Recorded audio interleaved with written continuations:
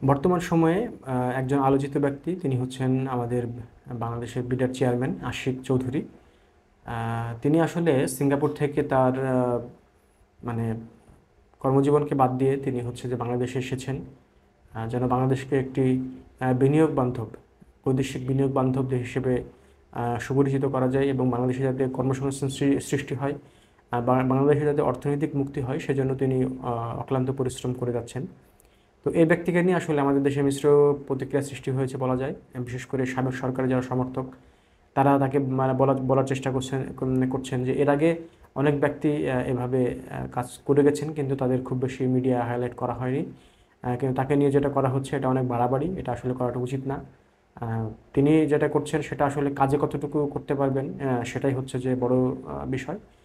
এদিকে বিএনপির তরফ থেকে বলা হচ্ছে যে যদি দেশের জন্য এতই কাজ করতে হয় তাহলে নির্বাচিত সরকার এসে তিনি কেন কাজ করছেন না? তিনি নির্বাচন করবেন, নির্বাচন করে এসে তিনি কাজ করবেন। তিনি আসলে তো অনির্বাচিত সরকারের হচ্ছে যে হয়ে কাজ করছেন। এদিকে যারা সরকারের সমর্থক আছেন তারা বলার চেষ্টা করছেন যে তিনি একজন যোগ্য ব্যক্তি। বিশেষ করে তার প্রেজেন্টেশন যেটা হয়েছে কিছুদিন আগে, সে প্রেজেন্টেশন দেখে হচ্ছে যে মানুষ মুগ্ধ হয়েছে। পুরো দেশের মানুষ তার প্রশংসায় ভাসছে। বিশেষ করে সোশ্যাল মিডিয়া থেকে শুরু করে বাংলাদেশের মূলধারার যে গণমাধ্যমগুলো সেগুলো তার প্রশংসা করছে। এবং তার যে সিঙ্গাপুরের জীবন, সেই সিঙ্গাপুরের জীবন থেকে তিনি শুধুমাত্র ডক্টর ইউনূসের ফোনের মাধ্যমে, একটি ফোন কলের মাধ্যমেই তিনি বাংলাদেশে চলে এসেছেন এবং প্রতিমন্ত্রীর পদমর্যাদায় তাকে হচ্ছে যে এই পদটি দেওয়া হয়েছে। এবং তিনি চেষ্টা করছেন যে বাংলাদেশকে যেন একটি বৈদেশিক বিনিয়োগ বান্ধব দেশ হিসেবে গড়ে তোলা যায়, এই দেশে যেন দেশের কর্মসংস্থান সৃষ্টি করা যায়। পাশাপাশি যে দেশের ব্যবসা বাণিজ্য থেকে শুরু করে সকল কিছু যেন উন্নতির শিখরে পৌঁছানো যায়। তো আসলে এই আশিক চৌধুরী একজন শৌখিন স্কাই ড্রাইভারও। তিনি তার এই সকল বেশ কিছু ভিডিও আমরা সোশ্যাল মিডিয়ায় দেখেছি, তার সাক্ষাৎকার আমরা দেখেছি।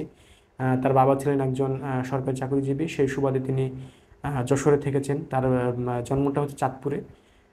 এরপরে তিনি ঢাবির আইবিএ থেকে হচ্ছে যে পড়াশোনা করেছেন, এরপরে যুক্তরাজ্যে পড়াশোনা করেছেন এবং ব্রিটিশ আমেরিকান টোবাকো একটি কোম্পানির মাধ্যমে তিনি 2007 সালে তার ক্যারিয়ার জীবন শুরু করেন। এরপরে বিভিন্ন পর্যায়ে তিনি তার হচ্ছে যে কি বলে সফলতার স্বাক্ষর তিনি রেখেছেন।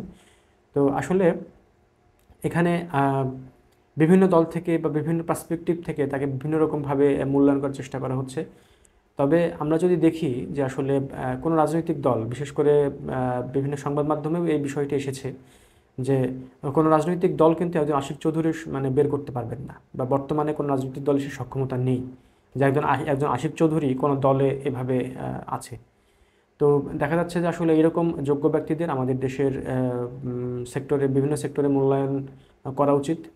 বিশেষ করে যারা বিভিন্ন হচ্ছে যে উজ্জ্বলতার স্বাক্ষর রেখেছেন, বিভিন্ন ক্ষেত্রে কৃতিত্বের স্বাক্ষর রেখেছেন, তাদেরকে দেশের বিভিন্ন গুরুত্বপূর্ণ জায়গায় দেওয়া উচিত। বিশেষ করে এর আগে শহীদ প্রেসিডেন্ট জিয়াউর রহমান যেটা করতেন সেটা হচ্ছে যে বিভিন্ন ব্যক্তিদের তিনি খোঁজ করতেন, যোগ্য ব্যক্তিদের খোঁজ করতেন এবং সেই সকল যোগ্য ব্যক্তিদের উপযুক্ত জায়গায় তিনি তাদেরকে নিয়োগ প্রদান করতেন। এবং সেজন্য দেশ সেই সময় যেই একটা মানে উন্নতির দিকে যাচ্ছিল, সেটা কিন্তু আমরা বিগত সময় আর দেখিনি। জিয়াউর রহমান ছাড়া বাংলাদেশের যে অন্যান্য রাষ্ট্রপ্রধান যারা হয়েছেন তাদের সে সময় কিন্তু আর খুব বেশি তেমন কিছু হয়নি আর কি। তো সেই জায়গা থেকে যদি এখন ডক্টর ইউনূসের মাধ্যমে এই কাজগুলো হয় তাহলে আমরা আশা করতেই পারি যে বা আরও ভালো কিছু আমাদের জন্য প্রত্যাশা আমরা করতেই পারি। তো এটা হচ্ছে বিষয়। আরেকটা বিষয় হচ্ছে যে আমরা প্রাইভেট সেক্টরে যারা বিভিন্ন জায়গায় প্রাইভেট সেক্টরকে প্রতিনিধিত্ব করে এসেছেন এবং সরকারি সেক্টর যারা প্রতিনিধিত্ব করেন, আমরা দুই জায়গার মধ্যে অনেক পার্থক্য দেখি। বিশেষ করে যারা প্রাইভেট সেক্টরে প্রতিনিধিত্ব করেন তাদের দেখা যায় যে তারা প্রতিনিয়ত তাদের যোগ্যতার স্বাক্ষর রেখে এবং তাদের যোগ্যতার মাধ্যমেই তারা মূলত একের পর এক তারা এগিয়ে যান। কিন্তু সরকারি সেক্টরগুলোতে কিছুটা বলা যায় যে উল্টা হয়। সেখানে একজন সরকারি চাকরিজীবী যখন সরকারি চাকরি পান, এরপরে তার খুব একটা বেশি স্পিড থাকে না। তো সেই জায়গা থেকে আসলে সরকারি বিভিন্ন দপ্তরগুলো এভাবে স্তিমিত হয়ে যায় এবং কাজকর্ম খুব একটা ভালো হয় না, বা অনেকের সদিচ্ছা থাকলেও আসলে সামষ্টিগতভাবে সেগুলো হয়ে ওঠে না। কিন্তু আমরা বর্তমান সময় যেটা দেখছি যে আসলে একটি টিম ওয়ার্ক হচ্ছে এবং যথেষ্ট ভালো টিম ওয়ার্ক হচ্ছে। এটি হয়তো বা যদি অব্যাহত থাকে তাহলে দেশের জন্য ভালো কিছু হতে পারে। যেমন আমরা সিঙ্গাপুর, মালয়েশিয়ার উদাহরণ এখানে দিতে পারি। সেখানে কিন্তু একজন শাসকই দীর্ঘদিন ক্ষমতায় ছিলেন, কিন্তু তারা দেশের জন্য কাজ করার চেষ্টা করেছেন, জনগণের জন্য কাজ করার চেষ্টা করেছেন। তারা কিন্তু তাদের দেশকে একেবারে সমৃদ্ধির উচ্চ শিখরে তারা নিয়ে গেছেন। এবং আমাদের দেশে যদি আমরা দেখি তাহলে কি হয় যে জনগণের এবং দেশের জন্য রাজনীতিবিদরা বলে যে আমরা জনগণ এবং দেশের জন্য কাজ করছি, কিন্তু আসলে উল্টা হয় সম্পূর্ণ।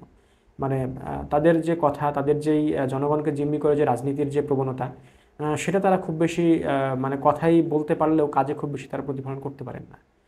তো এখন বর্তমান সরকারকে বা এই যে বর্তমান যে ইন্টারিম গভর্নমেন্ট, এই সরকারকে অনেকেই বিভিন্ন আপনার পার্সপেক্টিভ থেকে আমরা বিশ্লেষণ করছি। তাদেরকে নানা বিষয়ে হচ্ছে যে কেউ ভালো খারাপ বা দুটোর মাঝামাঝি আমরা বলছি। এখন আমাদেরকে সময়ই বলে দেবে যে আসলে এই কাজগুলো কতটুকু ভালো হয়েছে বা কতটুকু মন্দ হয়েছে। তবে আওয়ামী লীগ ছাড়া এখন কিন্তু অন্যান্য সকল দলের মানুষই বলা যায় যে একটু স্বস্তিতে আছে, একটু শান্তিতে আছে। শুধুমাত্র আওয়ামী লীগের জন্য এখন সমস্যা। যারা আওয়ামী লীগ করে না, আওয়ামী লীগ ছাড়া সকল দলের জন্য এখন অনেক ভালো একটি সময় যাচ্ছে। তো এই সময়টি কতটুকু থাকে বা কতটুকু থাকবে সেটাই আমাদের দেখার বিষয়। ধন্যবাদ।